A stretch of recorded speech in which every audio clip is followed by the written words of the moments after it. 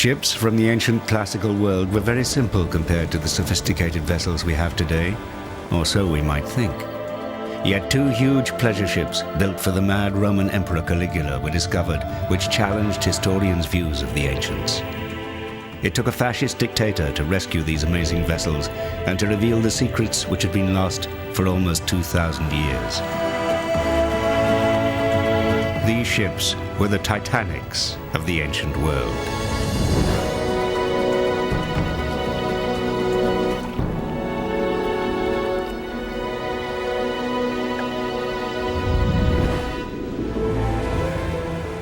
As ancient peoples expanded their empires, their ships became more sophisticated and elaborate.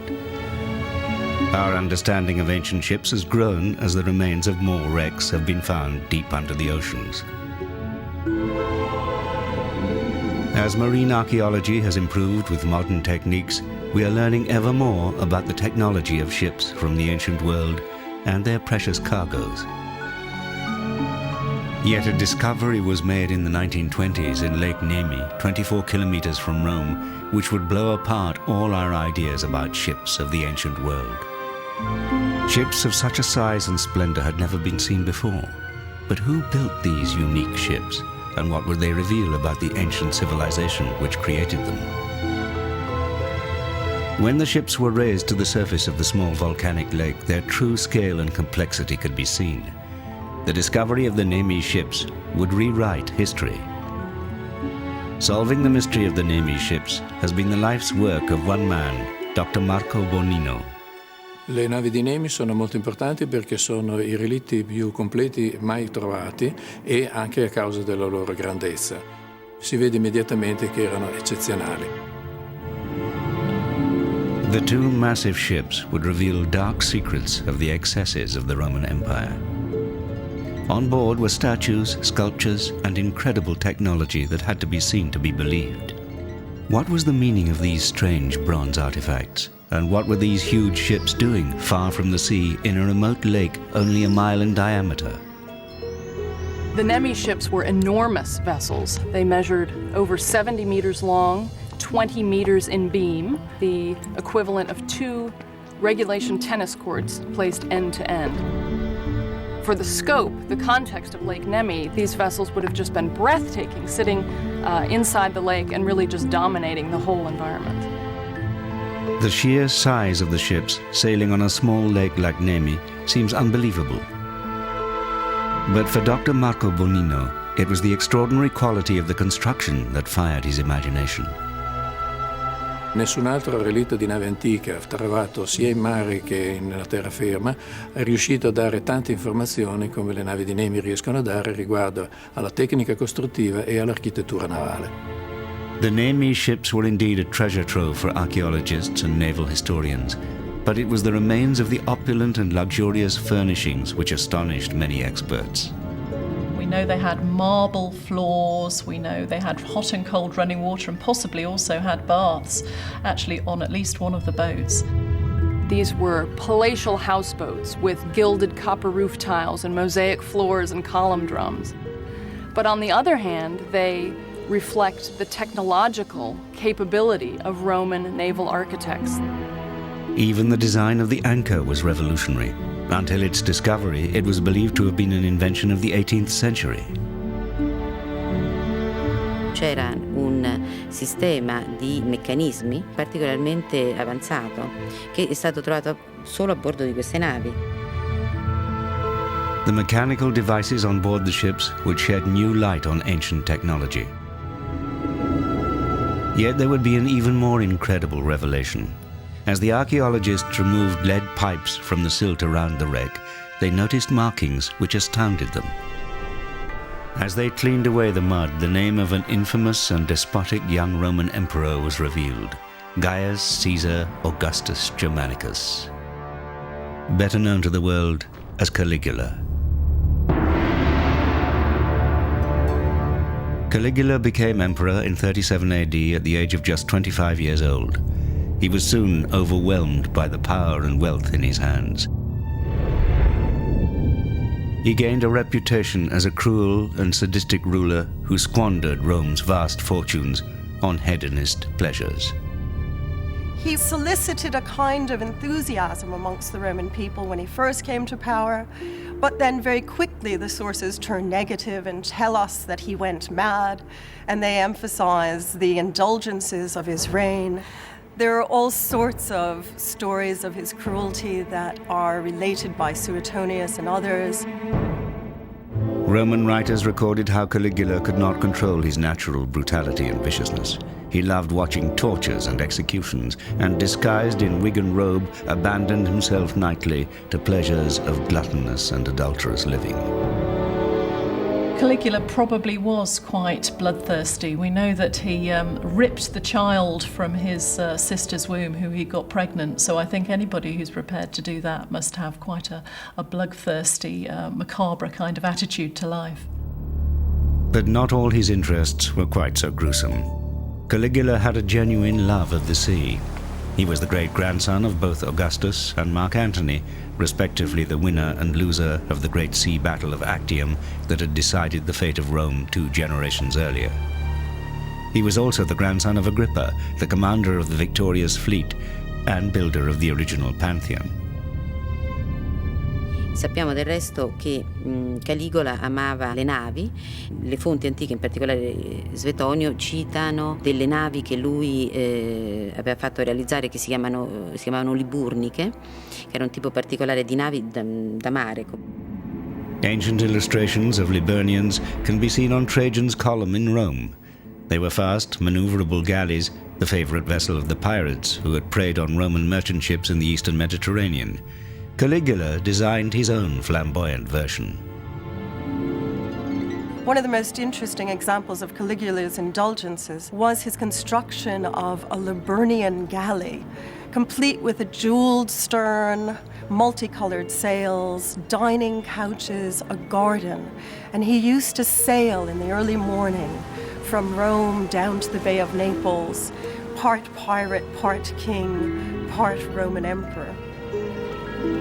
From early in his reign, Caligula had been attracted by the Lake of Nemi with its sacred temple of Diana. It was a strange, mysterious place, far from civilization, a place where the Romans believed their gods and the spirits of their ancestors loved to frequent. The goddess Diana was closely linked with Lake Nemi. The lake itself was known as Diana's Mirror. Her cult, based on that of Artemis in Greece, was centuries old when Caligula came to Nemi. Diana è probabilmente anche a Roma, come Artemis, una divinità della selva, del bosco, quindi del mondo selvaggio extraurbano, e anche una divinità della transizione, cioè del passaggio e quindi anche dell'iniziazione. Caligula became obsessed by the sensual cult of Diana at Nemi. He built himself a palatial villa on the edge of the lake, close to Diana's sanctuary. He was only one of many to be drawn to the lake by the cult of Diana the Huntress.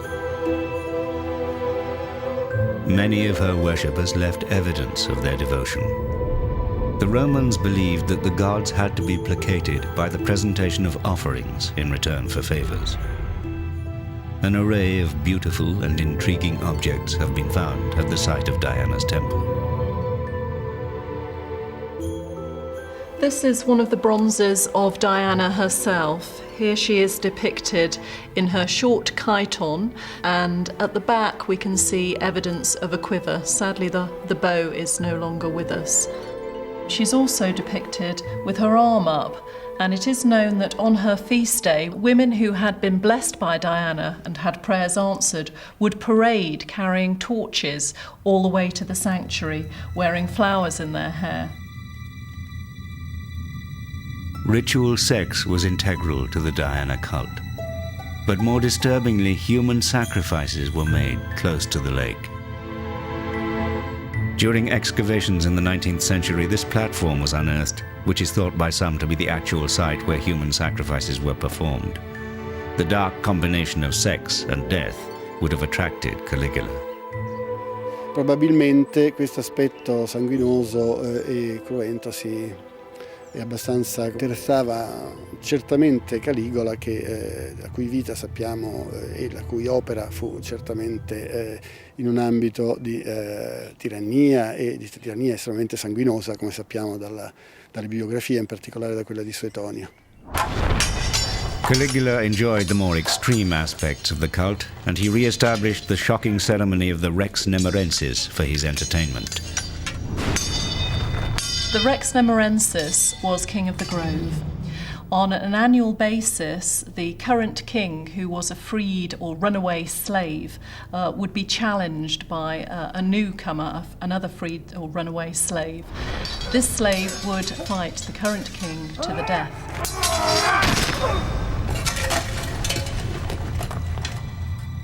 The cult of Diana allowed Caligula to explore bloodthirsty and perverse activities veiled as religious devotion.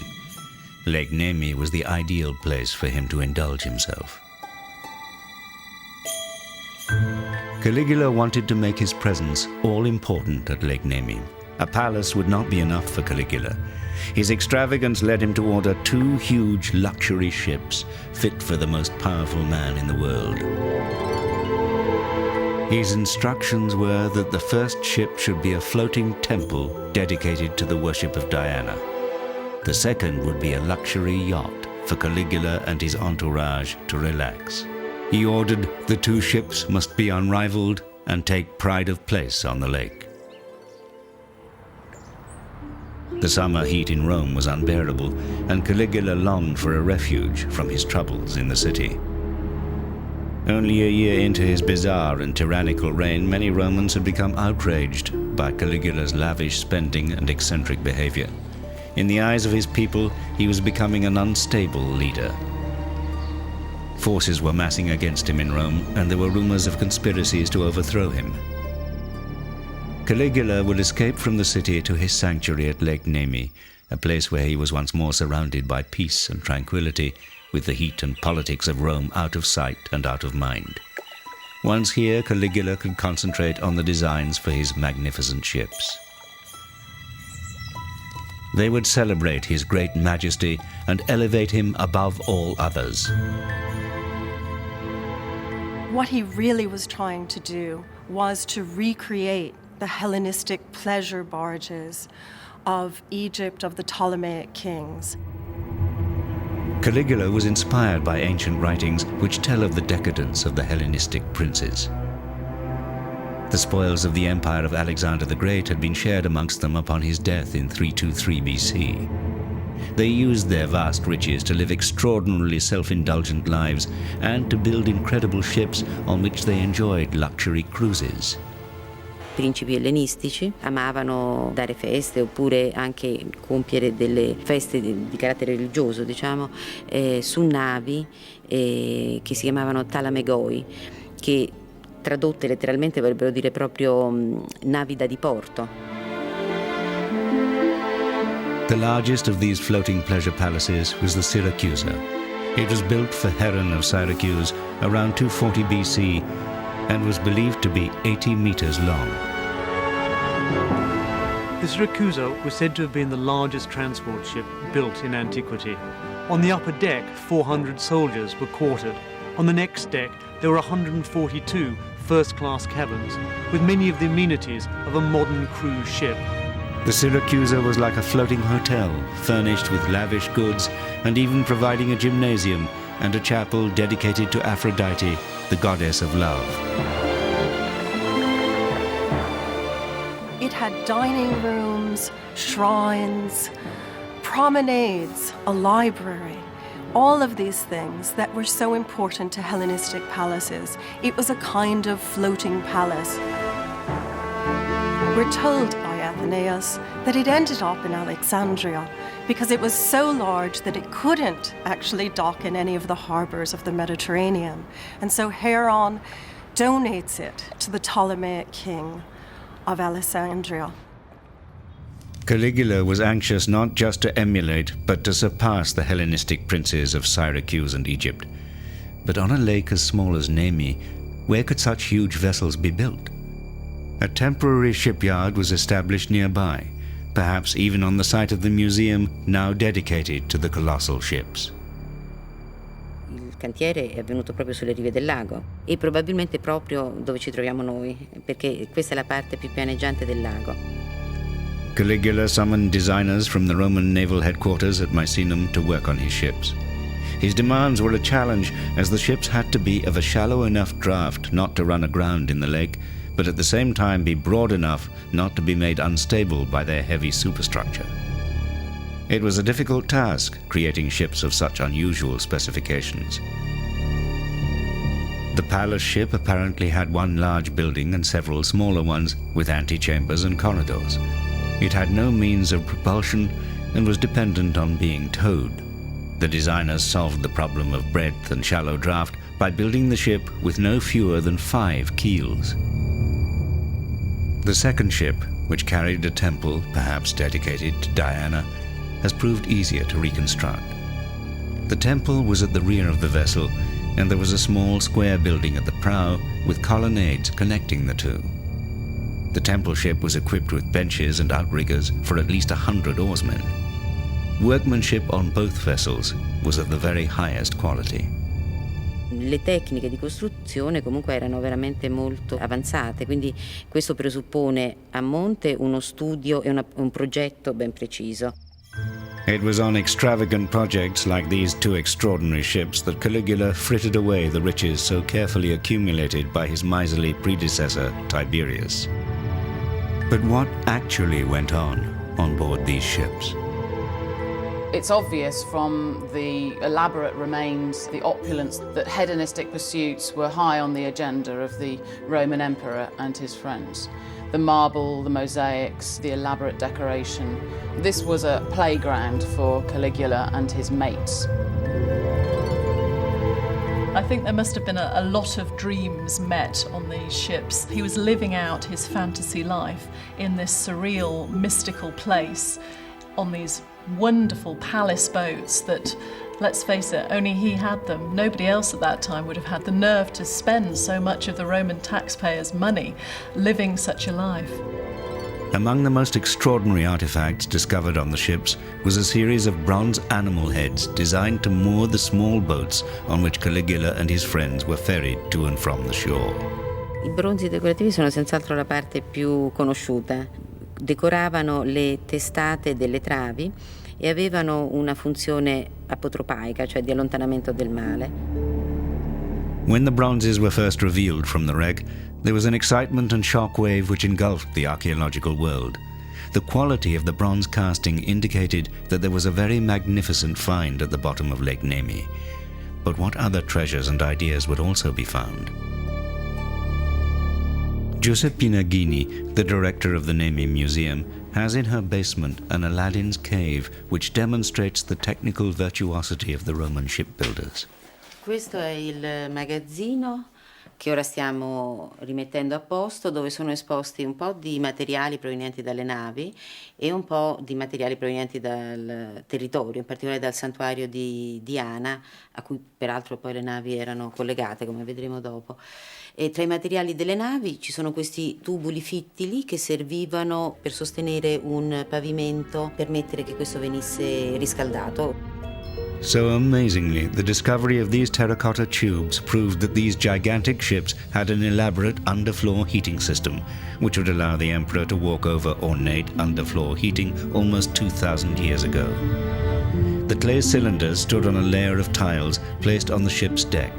Around the cylinders, a supply of hot air was circulated, heated by a furnace below decks. Walls were constructed in between the rows of cylinders, which supported a floor topped by a lavishly decorated mosaic. The mosaics on board, although perhaps not as grand as this example from Arles, France, would have had colorful and intricate designs. During excavations, small fragments were found of the ship's beautiful mosaic floors.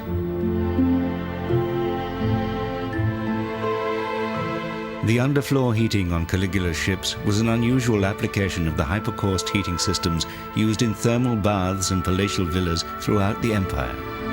Just because Caligula was on a ship did not mean that he could not have the luxuries of his palaces around him. But there would also be other strange objects connected to the water system which would baffle and intrigue the archaeologists at Nemi. For hidden in the mud around the wreck would be a bronze tap which looked too modern to belong to a Roman ship. But it was genuine.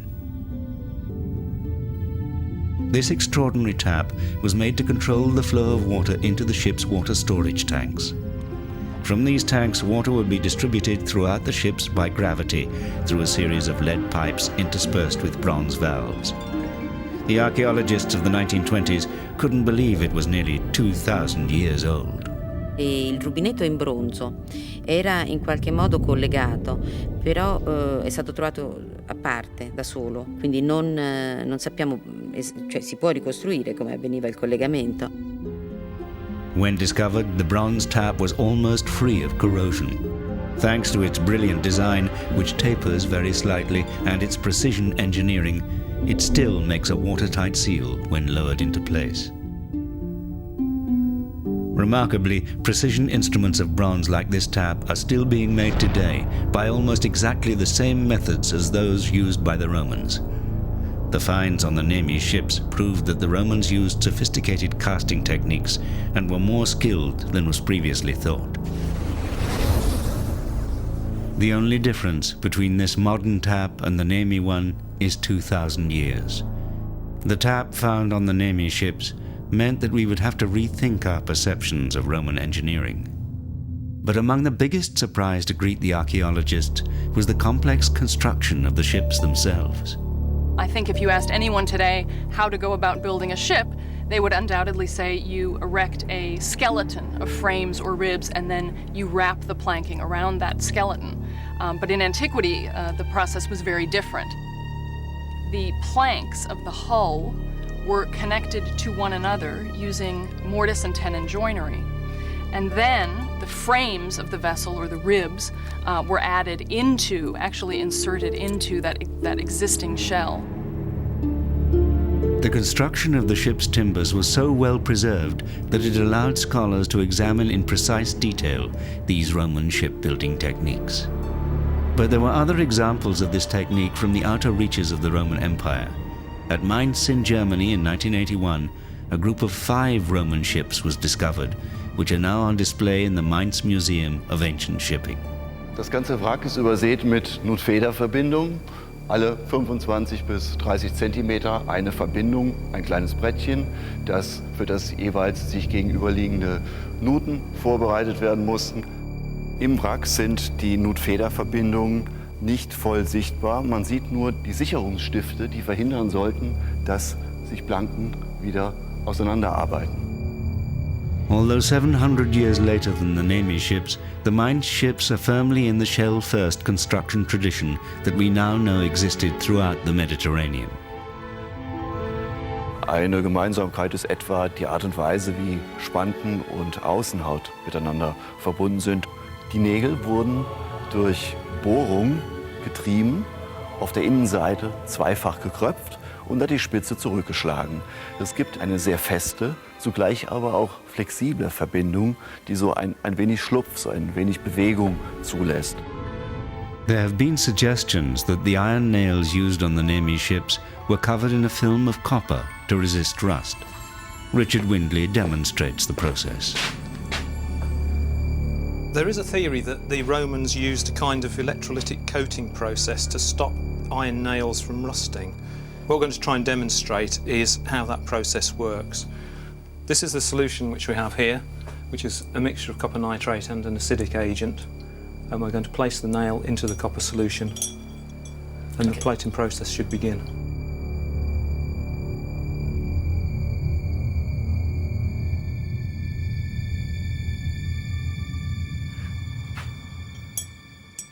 The process is an intriguing one. Some experts believe that the nails used on the ships were electrolytic copper.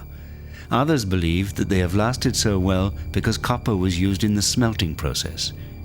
In the basement of the museum, the storeroom reveals yet more amazing detail about the whole construction of the Nemi ships. Potete vedere tutte queste casse che contengono migliaia e migliaia di chiodi che servivano per fissare i legni delle due navi. Ne vediamo qualcuno, ecco questo, che vedete piegato appositamente, perché doveva servire per collegare due assi dello scafo. Questi altri, in cui vedete in alcuni di questi sono ancora parti della lamina di piombo che faceva da rivestimento alla nave. The traditional methods of shipbuilding used on the Nemi ships can be traced back to ancient Egypt. Ancient Greek triremes, like this one carved on a rock in Rhodes, were also built using the same techniques. By Caligula's time, the construction ideas employed on the Nemi ships had already been in use for hundreds of years on the merchant ships which carried goods around the Mediterranean.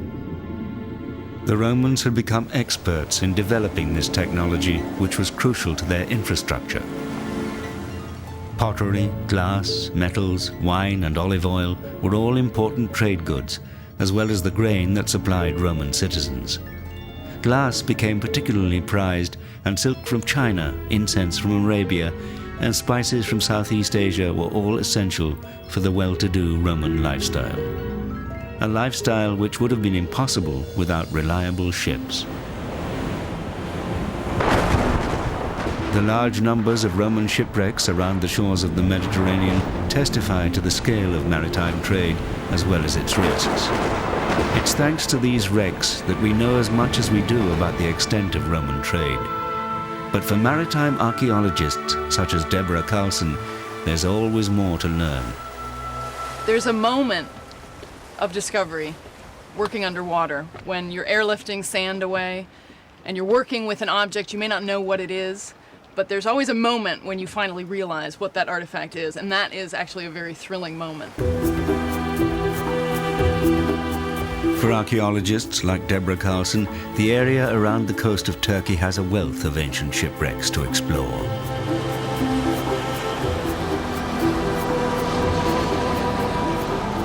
There's hardly any current down there. When we hit the bottom, try not to stir up because it's really a muddy, real silty bottom.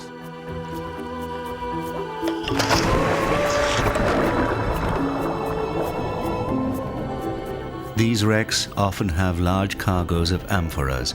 Many are still in remarkably good condition. The amphora, a two-handled clay jar, was a common container used by traders throughout the Mediterranean to transport many goods such as oil or wine. Merchant ships were rated in terms of the number of amphoras they could carry. The size and strength of the ships was critical, so the Romans' trade was efficient. Yet in rough seas, many shipments did not make it to their destination. And it's often only thanks to the heavy cargo that any fabric from the ship that contained them survives at all. In the Mediterranean, the ships that are preserved are merchant ships, by and large. And this is because the ships carried a cargo, whether it be amphoras or stones, that weighed the ship down, that pressed it down into the seabed and preserved it.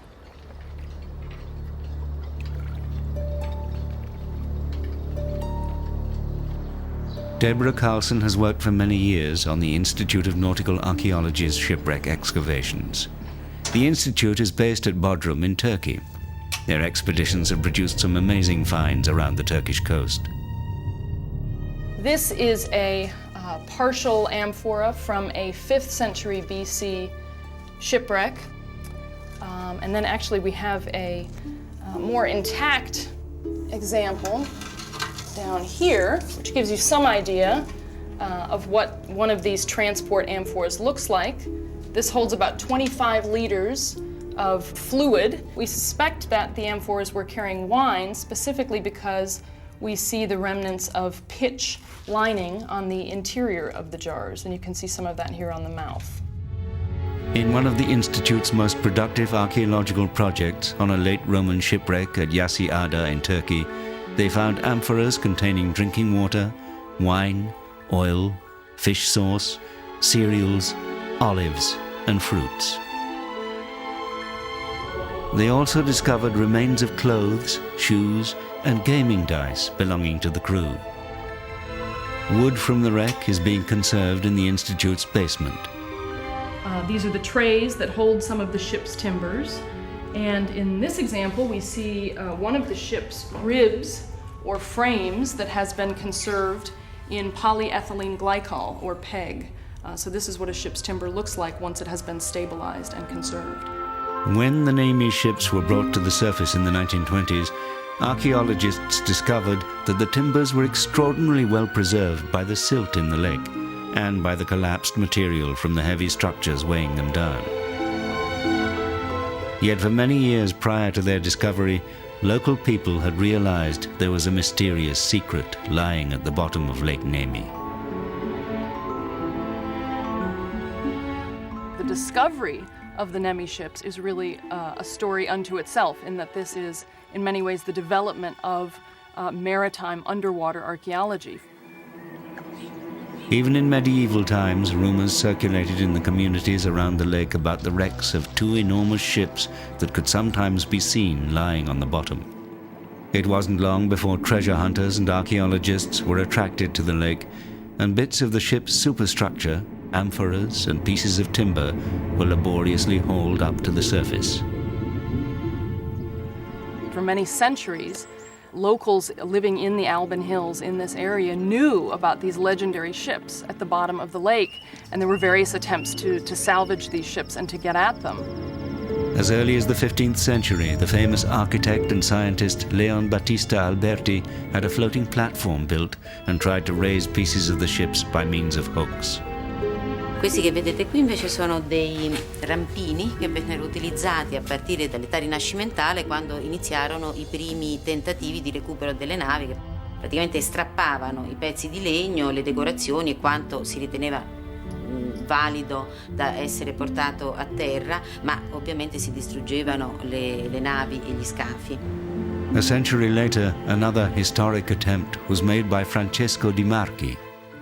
La prima attestazione di un sub, praticamente, il primo uomo che andava effettivamente sott'acqua. Diciamo che la struttura che utilizzava, che era in legno, una specie di casco in legno con un oblò di vetro, era su progetto di Leonardo da Vinci con alcune modifiche.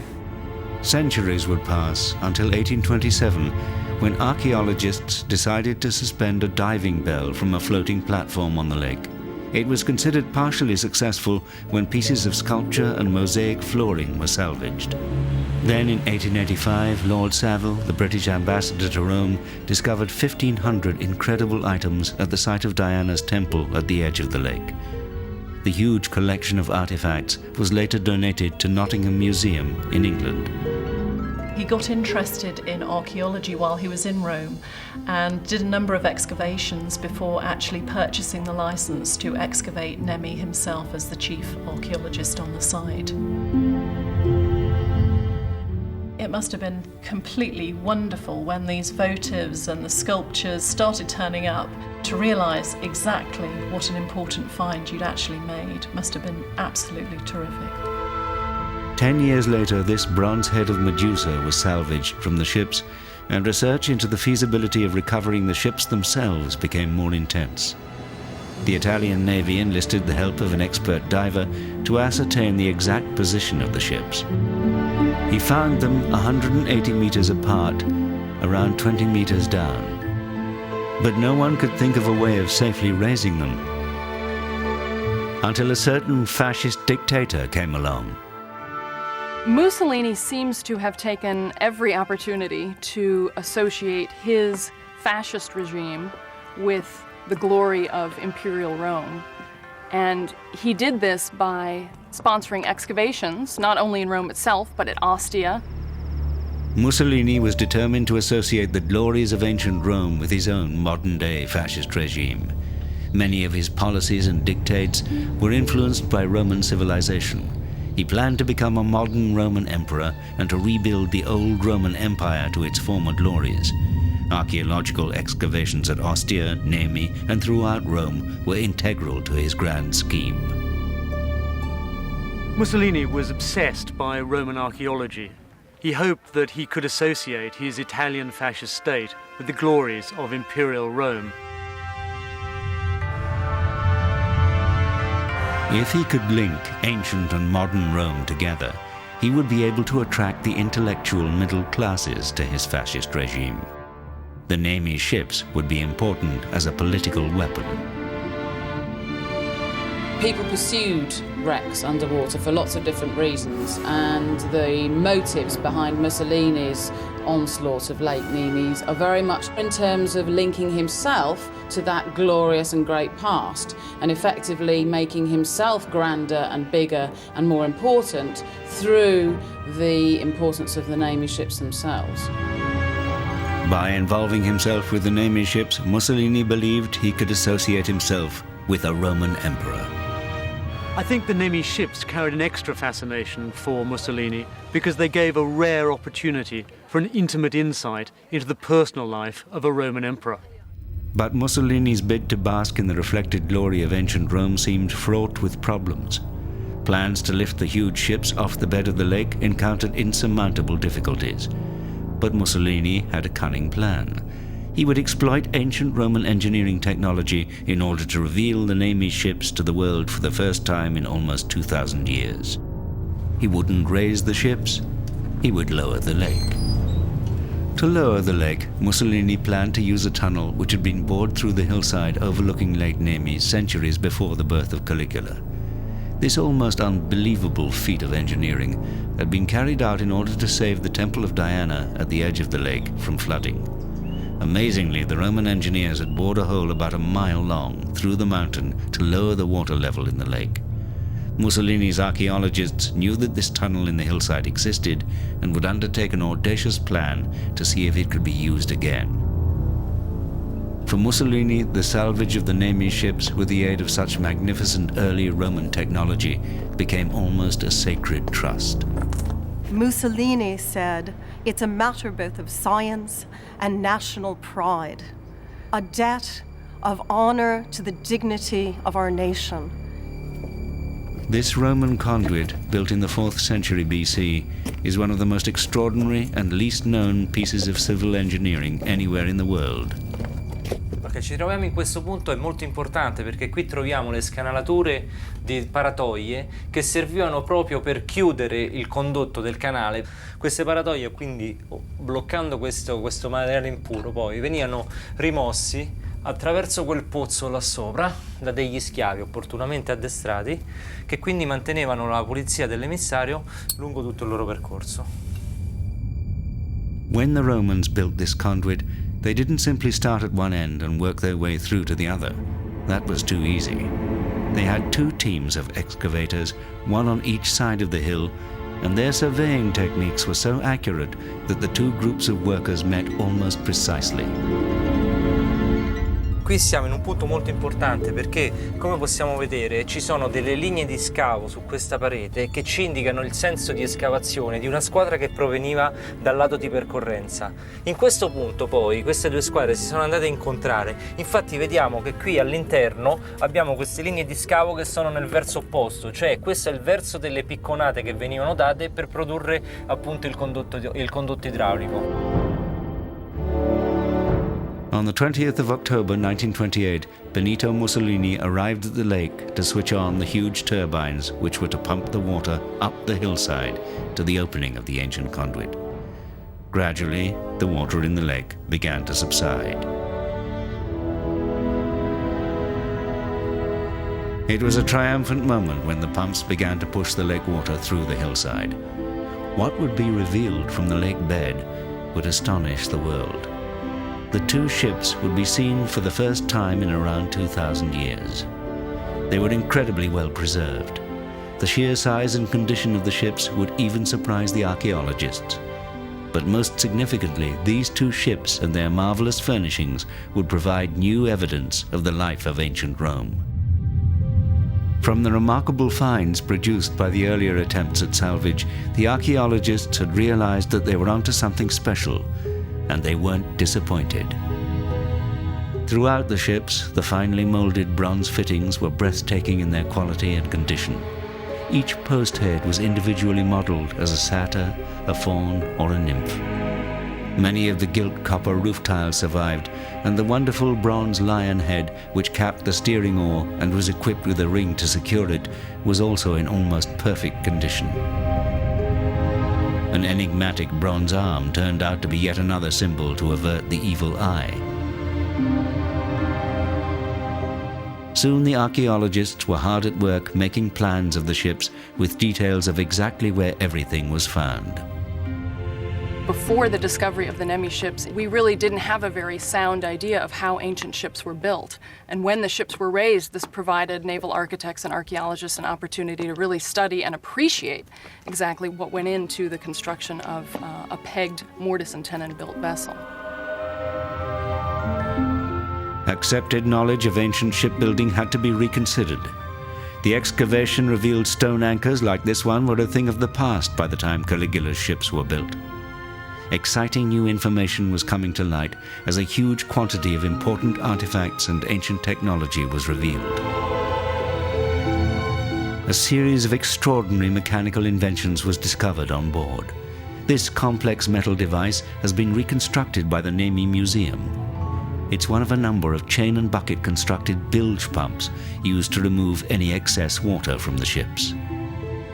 Sono delle norie che funzionano con un sistema di catena, in un certo senso con dei cucchiai o delle piccole vasche che servivano a togliere appunto l'acqua dal pozzo di Sentina. E per lo stesso scopo esistevano delle pompe a stantuffo che venivano ovviamente azionate a mano. This hand-operated pump was extremely technically advanced. It was a pump which used air pressure to move water around the ships. It's based on a design by the Greek inventor Ctesibius and is an ingenious device. But how effective could an ancient water pump really be? Right, this is what we think the pumps in the Nemi ship may have looked like. This is a reconstruction which is going to be probably a third or quarter scale. What we basically have here is a force pump, and it would have been used for lifting or forcing water around a conduit system within the ship. It's double-acting, double cylinders. The flow of water is continuous, as opposed to a single piston pump where the flow is intermittent. The pump lifted water from the tank underneath on the upstroke, and on the downstroke forced it out through a system of valves into the reservoir in the back of the pump. From the reservoir, the pressurized water was distributed throughout the ship. The design is extremely effective. Incredibly, the valves inside the pump were made of wood and bronze, but made an extremely good seal. The pump would be connected with the water tanks on board the ships, where rainwater was collected and stored for later use. But the pumps were not the only objects found on board the ships which created excitement amongst archaeologists. For discovered in the wreck of the ships was a platform which contained a set of strange bronze objects. Under close examination, it was deduced that these were Roman ball bearings. This was an amazing find, as it had been believed that it was in the time of the Renaissance, with the work of Leonardo da Vinci, that ball bearings had first been mentioned in history. But these finds would predate da Vinci by 1400 years. 2 sets of ball bearings were found, but what were they used for? Some believed that they were part of a mechanism to bring up the ship's anchor, but others believed that they turned a platform supporting a statue of a goddess. The platform would have been moved by a mechanism below decks, allowing the statue to magically move. One theory is that the platform carried a statue of Diana, but recently an alternative theory has been suggested. For some believe that the key to Caligula's strange behavior was an obsession with the rulers and gods of Hellenistic Egypt. It's thought he had traveled there as a young boy with his father Germanicus and become fascinated by everything Egyptian. He was especially interested by the brother and sister gods, Osiris and Isis. It seems that Caligula was keen to emulate the Hellenistic king of Egypt, Ptolemy IV, who married his sister and proclaimed them divine rulers. Caligula too had an incestuous relationship with his sister and encouraged the worship of Isis. Non a caso, proprio dopo la conquista dell'Egitto da parte di Augusto, vengono importati a Roma tutta una serie di credenze, di culti orientali. E anche qui a Nemi, infatti, nel santuario di Diana, a Diana si sovrappone Iside, questo forse proprio all'epoca di Caligola. So is this why Caligula was so keen to build for himself a floating pleasure palace like that of the Hellenistic rulers of Egypt? And was Caligula's fascination with the brother and sister gods, Osiris and Isis, simply a way of rationalizing his own lust for his sister Drusilla? Certainly contemporaries reported that his mourning for her following her early death was extravagantly histrionic. On the death of his sister Drusilla, Caligula deified her, giving her honors that had never been given to a Roman woman before, and in many cases would never again be given to a Roman woman. So his connection to the Ptolemies was much more personal, perhaps, and he saw them as also legitimizing this very particular relationship which he seems to have had with his sister.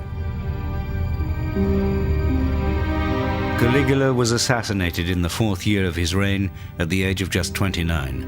So disgusted were the Romans by his greed, cruelty, and arrogance that his amazing ships were scuttled and left to rot at the bottom of the lake, only to be rescued upon the orders of Mussolini.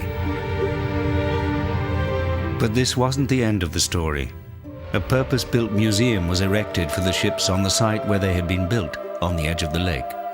The ships were maneuvered carefully into it, and there they remained until, towards the end of the Second World War, the retreating German army set fire to them. The Nemi ships were almost totally destroyed.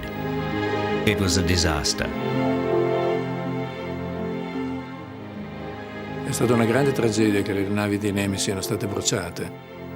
Qualcosa che potrebbe essere paragonabile al crollo del Colosseo o qualcosa del genere.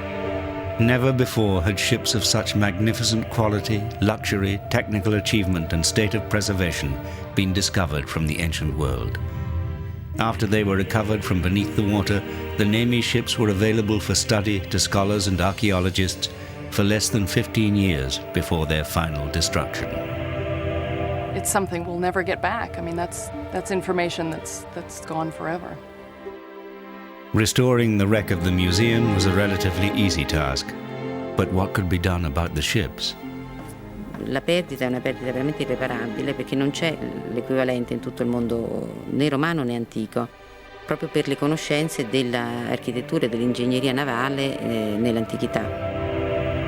The museum, lovingly restored though it is, seems strangely empty. Though some wooden artifacts, like the Roman anchor, miraculously survived, the two small-scale models of the ships themselves are dwarfed by the memory of the originals. Qui vedete, li abbiamo restaurati da poco, sono alcuni dei legni che si sono salvati. Un trave molto lungo è visibile esposto. Hanno ancora le tracce, addirittura l'odore del fuoco.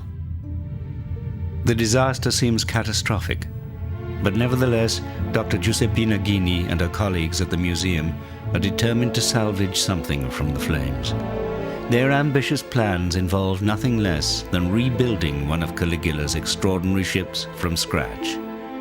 Si è trattato di costruire in primo luogo un disegno di ricostruzione archeologica. Fatto questo, ho potuto procedere al disegno di dettaglio che ho dato al costruttore navale di Torre del Greco che ha costruito la chiglia che è qui fuori. By reconstructing the Nemi ships, archaeologists hope once again to bridge the centuries and understand the navigators and shipbuilders of the ancient world. Caligula's ships have made us rethink our ideas about the technology of the Romans. Previously, we thought of huge pleasure boats as the stuff of myth, but the Nemi ships have made us re-examine these thoughts. It was the size of these ships and their advanced technology that truly astounded the world. One day, if the plans come together, a replica of Caligula's temple ship will once again sail on the lake, and once again show the world that these ships were indeed the Titanics of the ancient world.